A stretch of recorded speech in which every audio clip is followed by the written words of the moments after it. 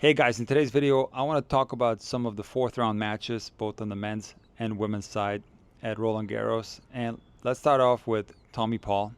I love watching this guy play because it doesn't matter what shot he's hitting. Everything looks so smooth. He's gliding around the court, a phenomenal athlete, and he's playing an incredible clay court season. Reached the semifinals of Rome where he took a set off of Yannick Sinner. He actually destroyed him in that first set. And he had a couple of brutal matches that went to 5 sets where he was tested physically. And it just goes to show you how incredible of an athlete Tommy Paul is, that he comes out and dismantles Popyrin in 3 easy sets and makes the quarterfinals of Roland Garros, where he will face Carlos Alcaraz, who he has beaten before. I think this is a good matchup for Tommy. It's going to be an exciting match, but I do think Alcaraz is going to be too strong. And speaking of great athletes, Frances Tiafoe is in the quarterfinals of Roland Garros. Who would have predicted that?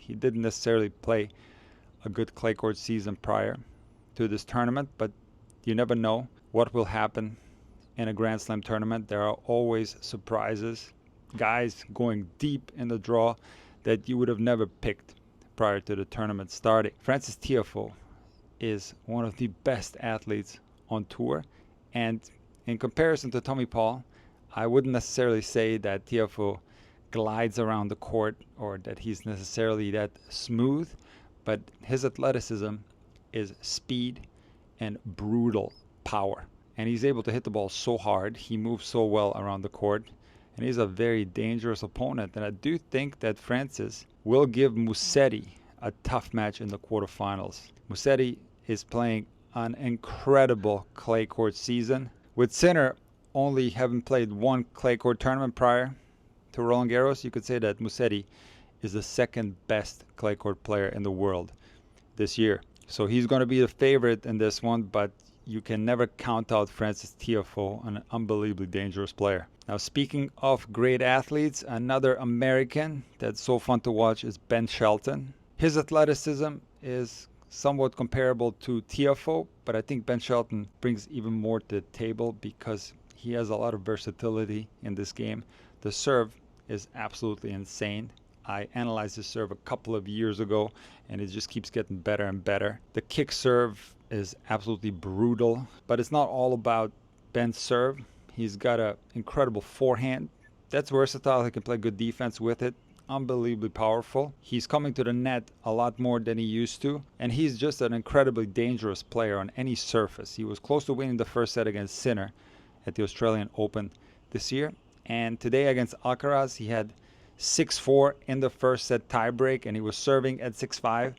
And the only shot that I feel Ben can still improve quite a bit is the backhand. The backhand is not bad by any means, but there is a discrepancy between his forehand side and the backhand side. And on set point, unfortunately, Ben dumped a backhand into the net. And if Ben wins that first set, this is going to be a completely different match. I still think Alcaraz ends up winning, but I felt in this one that Alcaraz, once he got that first set, felt a relief and his game opened up.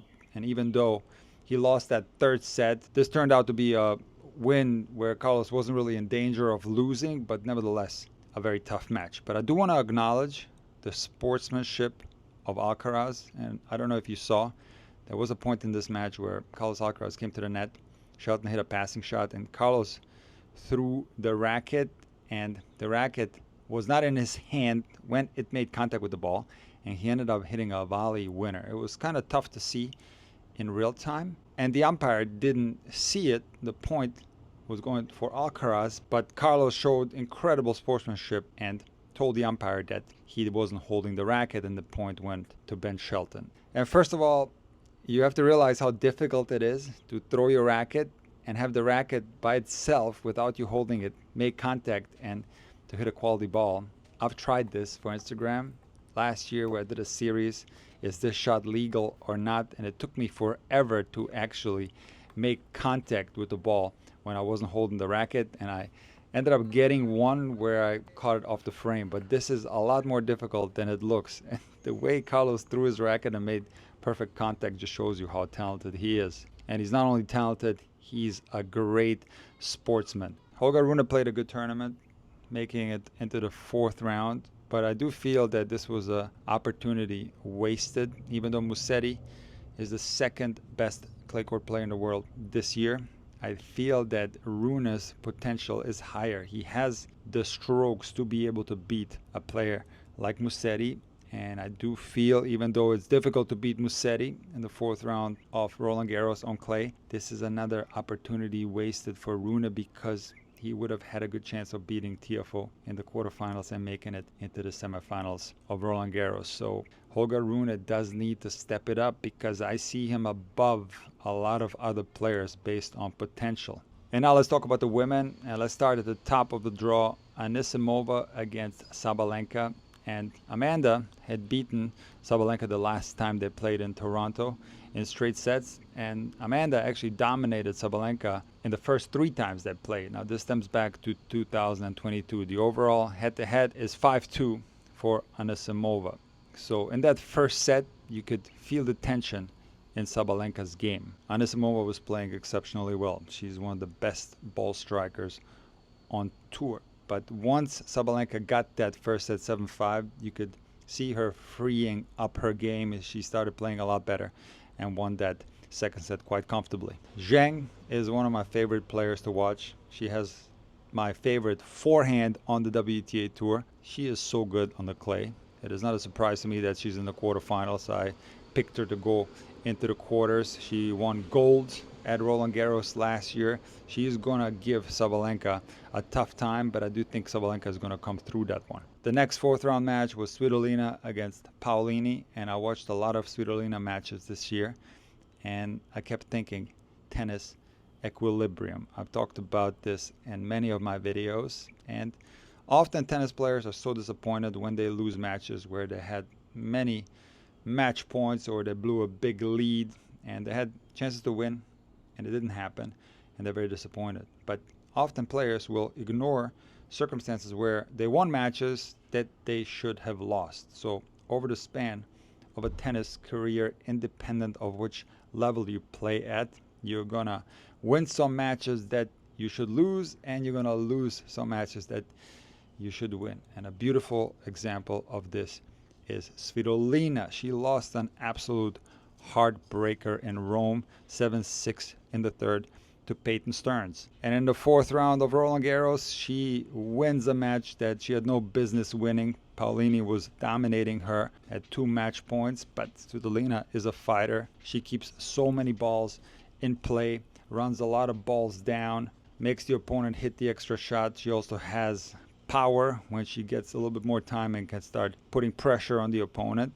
And she clawed her way back into this match, won the second set in a tiebreak, and ended up winning this match in 3 sets. Now, before the tournament started, I filled out the draw, and I predicted that Iga Swiatek was going to win Roland Garros again. And a lot of people commented that I was out of my mind, and they said that Iga is playing so horrible, she's going to lose in the first round, she's going to lose to Kostyuk in the third round, and so on. But as I was looking at this draw, I did not think that Iga was going to lose in the first 3 rounds. Even though the draw was a little bit tricky, there was no way that someone like Raducanu would beat Iga on clay. And I've been watching Rybakina, and she is one of my favorite players. One of the best, if not the best, serves on tour, and I love big servers. She also has flat ground strokes and can hit incredible winners from the baseline. Now, Rybakina won the tournament last week in Strasbourg, and I was certain that she was going to make the 4th round, and I was certain that Iga was going to make the 4th round, in which they were going to clash. My thought process was that if Iga can come through this match against in-form Rybakina, she will become the favorite to win Roland Garros. And I do believe that now, once Iga came through this match, she is the favorite to win, even in the semifinals against Sabalenka. And in this match, even though Iga was down 6-1, 2-0, I did not think that Iga played that bad. Maybe tactically she didn't play great. She was standing very close to the baseline. We're going to touch upon that later. But it was more Rybakina who was serving really well, and she was hitting one winner after another, blasting Iga off the court, and the score was 6-1, 2-0. And at this point, I was worried for Iga, and I thought it was going to be very difficult to come back. But Iga held the serve. It was 2-1. Rybakina was serving, and on break point, Rybakina did miss a sitter close to the net, even though it was a tricky ball. It was one of these balls that's in between a high volley and an overhead, and she ended up missing this ball. And it was 2-all. Now, Iga was serving, and this was a long game that went over deuce. Iga ended up holding, and this is where I feel the momentum switched in this match, and now Iga was mentally in this match, playing a lot better. Interestingly, she was standing a little bit further back. She was making far less mistakes, and Rybakina was also hitting less winners. I thought the entire match was high quality. If Rybakina continues to play like this, she's going to be one of the favorites for Wimbledon.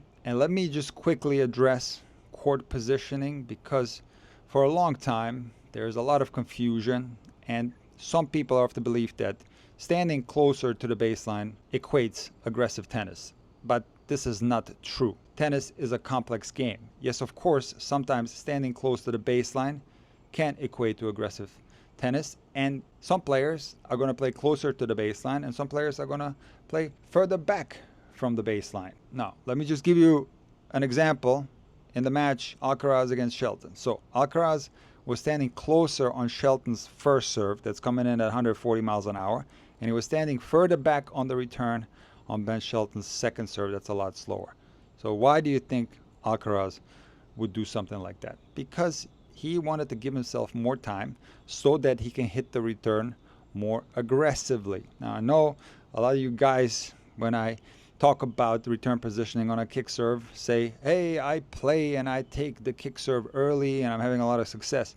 Well, on a slow kick serve, you might be okay taking the ball early, but try taking Ben Shelton's kick serve early, especially on clay. That's going to be very difficult, and it's a high risk to take a serve like that early, so you're better off backing up a little bit, giving yourself more time. So by Alcaraz standing further back, he actually can play the return more aggressively than if he was taking Ben Shelton's second serve early. When it comes to Iga, this is a very similar situation. They showed a graphic, and Iga in the first set was playing very close to the baseline. She lost the set 6-1.